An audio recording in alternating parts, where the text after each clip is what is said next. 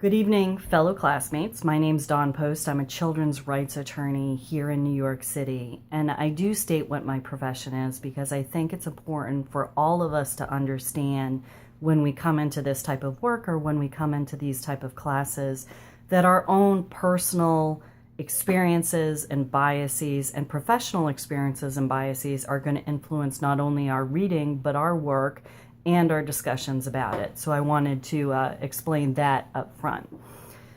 Now, we had a lot of material today, and I think some really interesting material today, but it was condensed, and I'm going to try to move through it as quickly as possible so that we have enough time to really discuss some really interesting points that I think I took out of it. And but I hope to also not glaze over much of the material and give you some good depth to what we actually read. So let's be patient. In terms of the first reading, The Politics of Life by Fassin, threaded throughout this text is this concept of aporia, the internal contradictions that you might see or the rhetoric that you might see in humanitarianism. The author effectively uses his own experiences, which I think is really powerful to use your own experiences, and uses his own observations and his critique of Doctors Without Borders in Iraq. Now, I think that we can all agree when you talk about humanitarianism that at its very basics, and when we talk about the idealistic part of it, that it's pure, it's unselfish, it's unflinching, it's giving. To some degree, it might be Christian-based, as you see in what Fassin talks about in the sacrifice of life, so to speak, and the idea of that these 6 individuals were ready to sacrifice themselves. And I think that we all ultimately want to believe that it's not political, and that all humans are equal, that we're ready to step up and stand for those who are less fortunate than we are. However, point by point, I think Fassin really takes on this rhetoric and demonstrates ultimately what I believe to be 2 critical points. One is this manipulation of sentiment, which is that sometimes it's the rhetoric looking beyond the rhetoric, that what you actually see is really some cold, calculated, and targeted decision making. And his second point being is that there's radical inequality that underlies the transaction of human lives.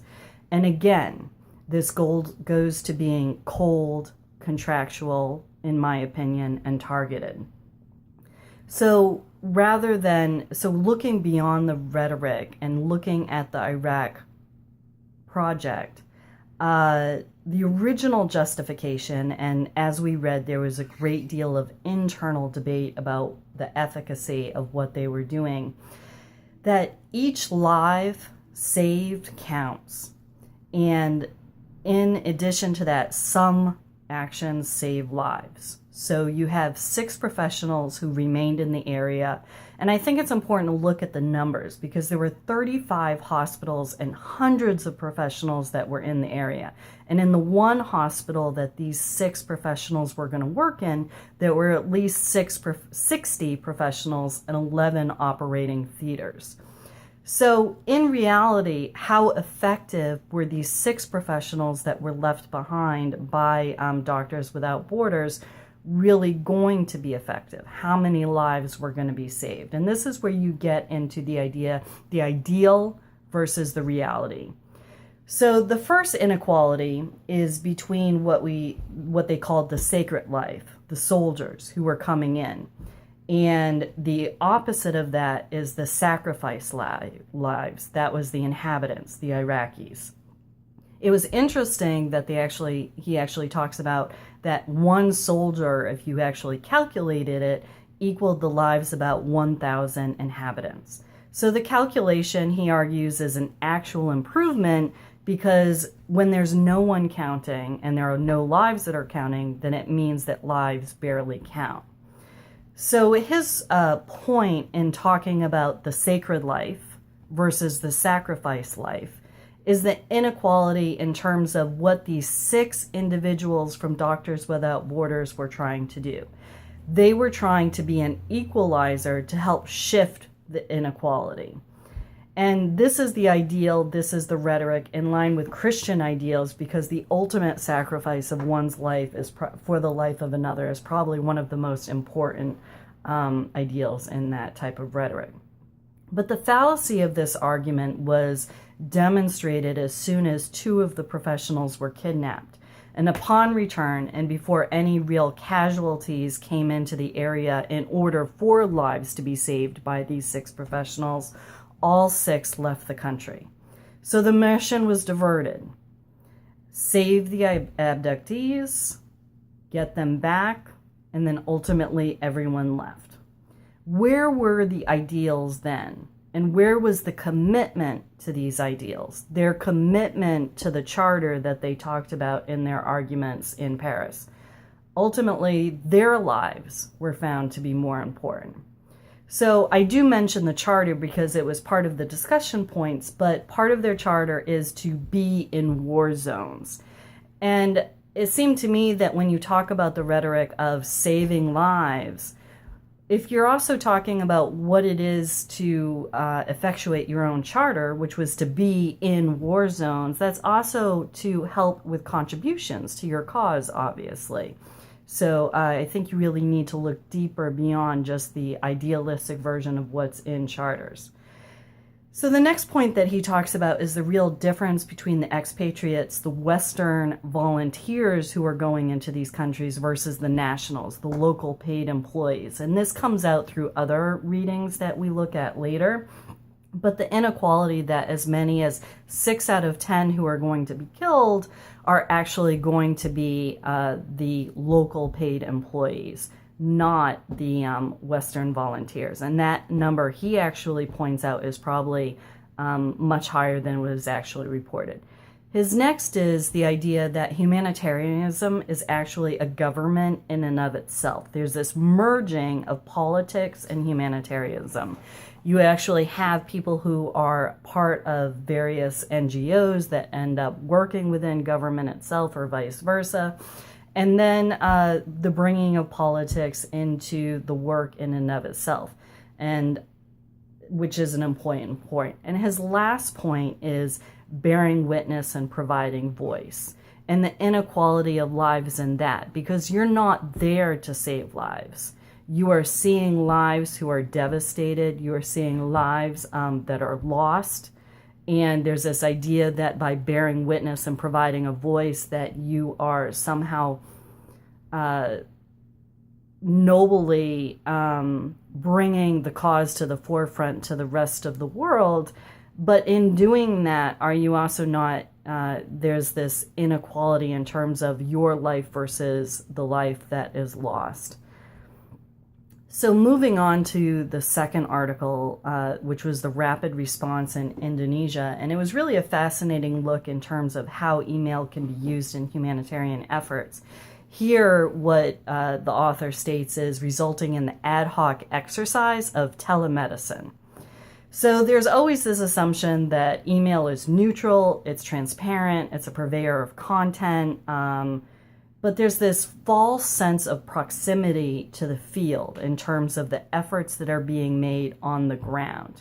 And then you also have to consider who's on the email, the hierarchy of who's on the ground within the country versus the hierarchy who is outside of the particular area that they're talking about, and then outside of the country. The hierarchy of who has the most knowledge and who has the less voice versus the elite decision makers who are also on those emails. So just to very quickly say what the narrative was in this particular article is that following the tsunami in Indonesia, there were a number of organizations that immediately went in to provide assistance and immediately realized that their efforts were going to be hampered because they were facing a militarized zone with martial law that few people actually knew about and few NGOs had actually encountered before. And this was the GAM. And before the tsunami, there had been this normalization of crisis within the country. And in order to be effective, to be able to address what had happened with the tsunami, they first had to address what had happened in terms of preceding the tsunami. And that was to really address the GAM. And they mediated agreements, and they ended up focusing on post-conflict recovery, which allowed them to then get to really addressing the needs of the country following the tsunami. So they focused on post-conflict recovery in terms of transitional reinsertion and reintegration services to ex-combatants with healthcare, cash assistance, and vocational assistance. And you had a very interesting case study that they talk about this one young man that we learned through email has been released. He's showing bizarre behaviors. He's been displaying what his sister calls potentially threatening or violent behaviors, and he stole the head chief's motorbike and had left it behind another house. And this in emails led to discussions of ethical questions. And I think that we're all guilty of this in the type of work that we might do, and I know that I certainly am. We might immediately not go to not about what that individual needs, but we're talking about the competency of this individual, and then ultimately who has control of the money, and then the ethical questions that go not just with this particular individual, but all the individuals that might be similarly situated. And it ended with, how could this young man be leveraged for donations to create an innovative program to use PTSD and address a mental health crisis with these ex-combatants. So there was this assumption, or this insertion of PTSD into the narrative that this young man suffered from, and it was built into by the elite decision makers as to how can we use this in order to effectuate our own agenda, which is an important agenda, but ultimately did it help this young man? In reality, this was a young man who'd always been described as somewhat simple, may never have been in the GAM. He had a head injury in prison, and his bizarre behavior, at least by his sister, was that he gave his first cash assistance payments away. And by the way, she kept asking for it even after he was in prison. He once yelled at her, and he threatened her daughter or hit her daughter, and he was in. And ultimately, all of these efforts that had first spurned the emails did not ultimately end up helping him. He was in prison for 14 months. So I think this is an important article to think about because, and I really found it fascinating because it's, you're using the circumstances of one individual to ostensibly help them, but really he ended up arguably being sacrificed for the greater good in terms of getting the development of this PTSD project, and he was lost in the process as a result. Moving on to the reading of Risky Business by Benton. This takes Fasan's work to a whole nother level, which I really appreciated. It brings race in as a factor in the valuation of life. And this is something that I wish that Fasan had really looked at as well, but Benton does a really good job of taking a look at this. Really concluding that humanitarianism is racial to its core. And first beginning by the use of ethno-images or images, which is very powerful. And that's, images are what sell humanitarian work. We can all agree on that. I'm a child of the 80s. What did I see in the 80s? I saw little Ethiopian babies that were starving with their big bellies, and the huge response that came through the song We Are the World, and the videos that also came out of that. And that was a very powerful image that still remains with me. And I would suspect that every generation can probably point to some humanitarian crisis exactly like that, and the images that are associated with that. Because images, one, mobilize shame. They educate people as well, but they motivate and they elicit sympathy. And we see that even with the ASPCA in our own country in terms of some of the images that they put out in their television advertisements. This is obviously on a different scale when you're talking about humanitarian efforts. And she uses two photographs in her argument. Salima Hayek breastfeeding what was described in the news as a poor black baby in Africa, and a photograph of a firefighter taken over 40 years ago in Boston providing mouth-to-mouth to a black child. And there's this discussion of where was the risk.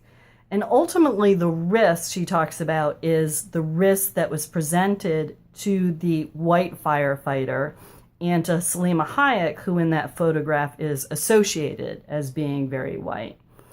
And I think that's a really interesting point that I'm going to follow up towards the end in our discussion points, because it does relate to some degree to my work, that when we talk about humanitarianism and we're looking at the others, people in Africa, we're looking at real blackness, that humanitarianism can be racial to its core, and our response to situations both domestically and internationally as citizens as well is generally to throw money at the issue, but when confronted with these type of issues, some of these prejudices and biases and other issues come out.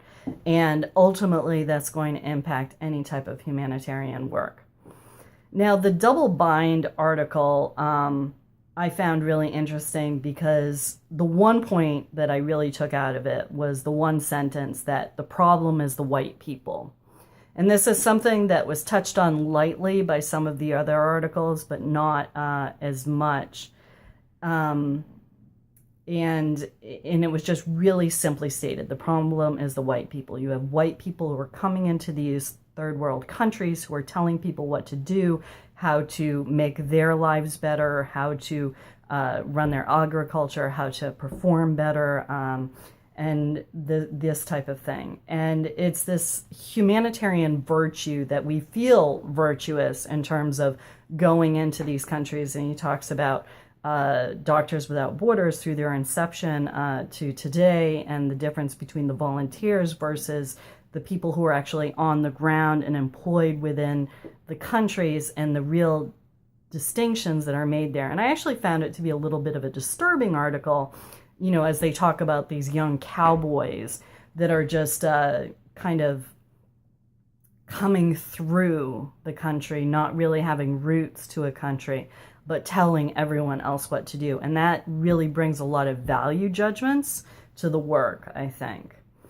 Dirty Boots by Ivers was very interesting, because it also brings in this idea of the military that was on the ground and helping during this crisis. And I think actually this article really highlighted where in the initial stages of the crisis, everyone came together, everyone was there, everyone was helping. It was all hands on deck, which is a good thing.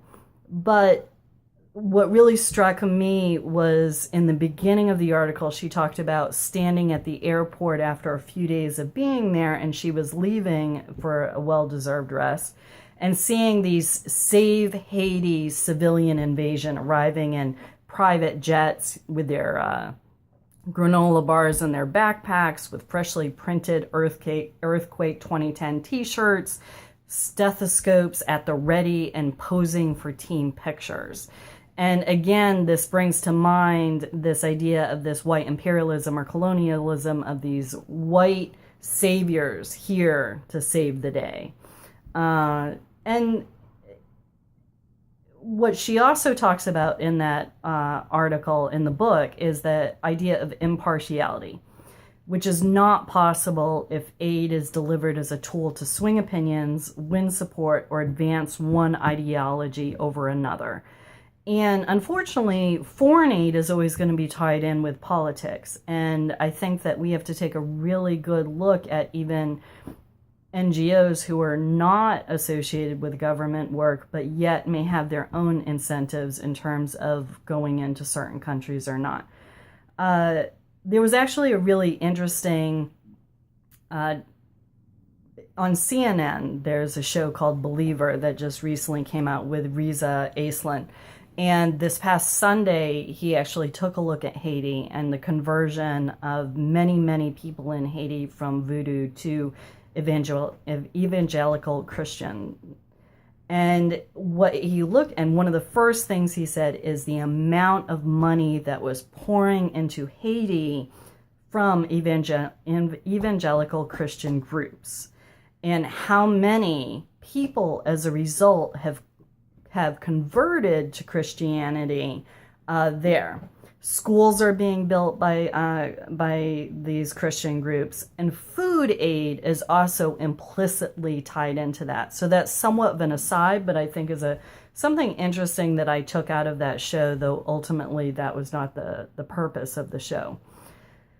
But one other point that I want to make about Haiti, since this is something that we're studying right now, is as a children's rights attorney, what I noticed during that time period is the use of the adoption industry during this time here in the United States.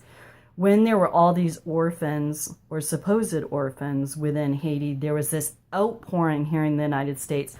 Let's adopt these children. Let's save these children. Let's bring them to the U.S. My point being is if there's a crisis here in the United States, such as during Hurricane Katrina, you're not going to see adoption groups saying we need to save these children. What you would see is people saying we need to reunite children with their families, or we need to reconnect children with their communities. We need to help build homes. We need to create infrastructures. But there was such a different response from the adoption groups here in the U.S., which I think is really interesting. And again goes to this somewhat white savior mentality that we apply to others, but not to ourselves within our own country. So finally, the alms dealer in the New York Times, which was incredibly disturbing on one level, and particularly that final sentence talking about the child whose neck who had been almost severed, and the fact that the doctors had saved him, but in doing so they also had to work on the combatants in order to protect their own safety. And there's this real question of, would these crises even exist, or would they continue if we were not present? And are humanitarian efforts and workers making situations worse? We do not really care. And there was this point made in the article about, we don't really care about who we send aid. We care about our own virtue. It often comes to our own feelings about it, about feeling virtue that we're helping others. But ultimately, is it about helping, what are we doing to help people on the ground?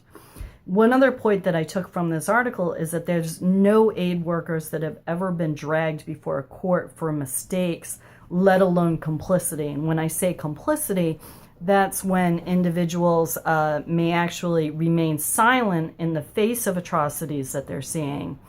And they do it in order to, in the balance of things, to be able to remain there to help the people that they can.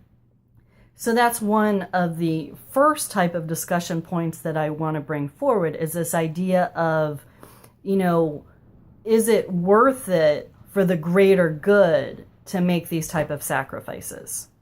Should aid workers, should the NGOs themselves be brought up on crimes when following the activity that has been taking place? And I think it's a really interesting question, this idea of greater good and the sacrifice of others, because that's what we saw with young man in Indonesia. And this is also what I think it touches upon in this particular article as well. So I put that question to you. As an attorney, one of the things that we learned very early on is, and is always a subject of debate, is this idea of what's called the Blackstone ratio, is that it's better to free 10 guilty men than to let one innocent man to be convicted. In the reverse, is it better to let 10 innocent men be convicted than to free one innocent one? So, and this again goes to the sacrifice of of some for the greater good. And so I think that the alms dealer and the rapid response in Indonesia really highlight this as a question that I think is a good discussion point. I would also, go back to the original article by Facine in terms of the sacred life versus the sacrifice life, and the huge debate that took place when they were trying to decide whether or not they were going to remain in Iraq. And I think that is a question that could really is an interesting one for this class to talk about as well. What was the point of leaving 6 individuals there? Was it worth it to leave 6 individuals there?